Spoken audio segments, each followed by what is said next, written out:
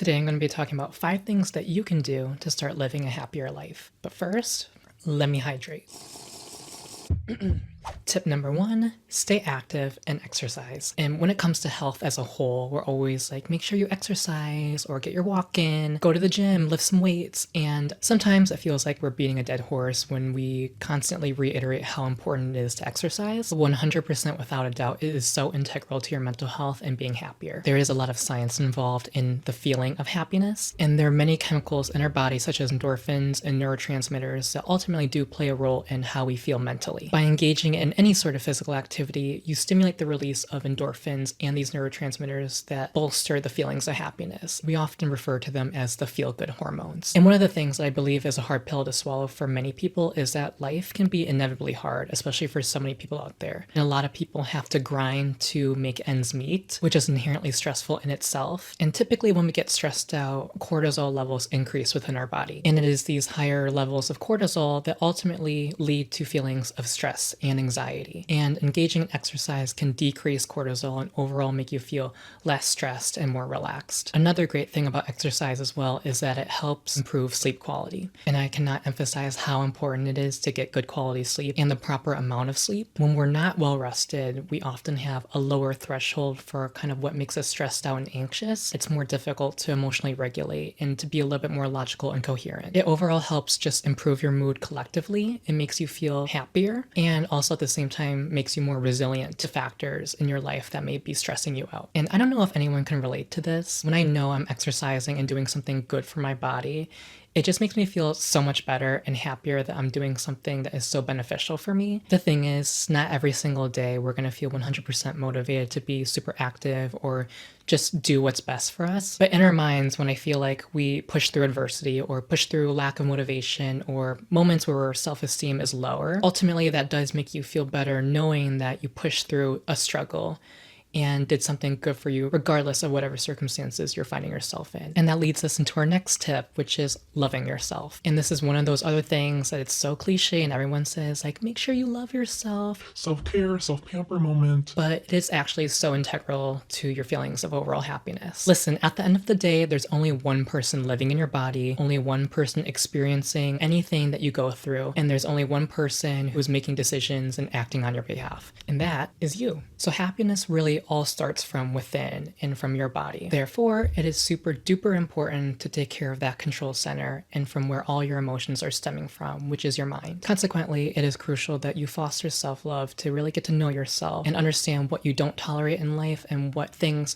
ultimately make you happier. One of the most important choices that we make in our lives, honestly on a day-to-day basis, is the decision to be our own best friend or our own worst enemy. And no matter how you slice it or dice it, we all deserve to be our best version of ourselves, and we all deserve to be our own best friend. There is nothing beneficial from being your own worst enemy. Yes, it is really important that you hold yourself accountable and responsible for your decisions and your behavior, but at the same time, you need to give yourself forgiveness to be able to be self-compassionate and be more resistant to stress and challenges, because if you're putting yourself down in your mind, you're subsequently lowering your self-esteem, setting lower standards for yourself, and overall just caring less about your overall well-being. When you practice self-love, you're often prioritizing your needs and your mental well-being, and then that lays the foundation for everything else that falls into what makes you happy. For example, if you don't care about yourself, then you're not going to be really caring about eating healthy or exercising or doing what's right for you or what makes you happy at the end of the day. That right there puts a huge barrier and roadblock into being able to achieve true happiness or just feeling overall happier in life. Listen, we've all made our fair share of mistakes and may have done things we regret, and ultimately that does impact our self-esteem. But those mistakes don't define us, and it's really important for us to learn and grow from those mistakes and just reflect on them and see what we can do to become an even better version of ourselves. Because if we just keep hammering away at ourselves and you're just toxic to yourself, that's not going to be beneficial for you or anyone in the long run. And each and every one of us deserves to be happy. Making mistakes or hitting roadblocks is just a part of life. So forgive yourself for your past mistakes and don't beat yourself up too much. It happens. And there's nothing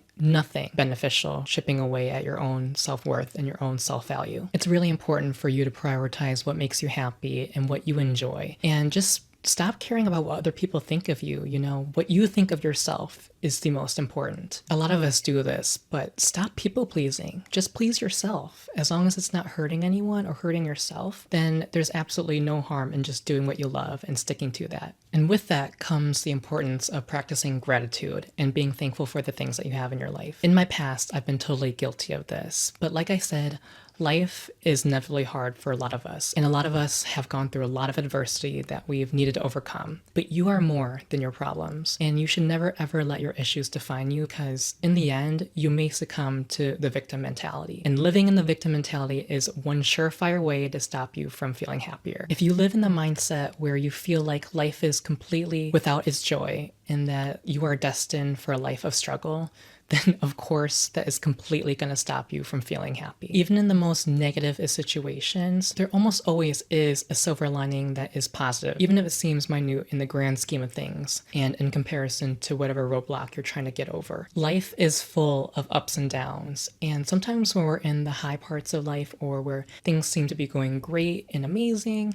it's still super duper important to have gratitude for even the little things in life, because when we experience a down point or a low point in our life, those little things can make all the difference in how happy you feel. Even though I don't think it's healthy to be comparing our lives to everyone else's around us, truthfully, there are a lot of things that many of us take for granted in our day-to-day lives. For example, I am so grateful that I have clean water to drink, and that I have a roof over my head, and that I have people in my life that I can turn to in times of need and times when I'm struggling myself. And the sad reality is that there's many people who would like to be in my shoes and have those kind of things at my disposal. So thinking about how lucky I am and fortunate I am to have that in my life makes me grateful and happier overall. Also, when you practice gratitude, you're switching your mindset from thinking about things that you lack in your life and what you don't have to things that you do have and are ultimately benefiting you. And by practicing gratitude, you're kind of training your brain to have a more positive outlook on life and thinking about all the great things that it has to offer, no matter how big or small. So even in the darkest of times, or when things feel like they're just crumbling, take a few minutes and just think of 3 things off the top of your head that you're grateful for. Like I said, it doesn't matter how big or small they are. If it's meaningful for you in any capacity, then that's the key. Kind of going off of something I said previously, having your support system is super integral to happiness. I do think a positive relationship you have with yourself can suffice for the most part in terms of a support system. You should learn to rely on yourself and be accountable for your own happiness. Listen, it doesn't matter how introverted you are. Humans were designed to be social creatures to some extent. And that's not to shame any introverts out there, because hi, hello, that's me as well. But having your support system and socializing with others is also super integral to your happiness. And when things get dark for you, sometimes your social support system can be really significant in grounding you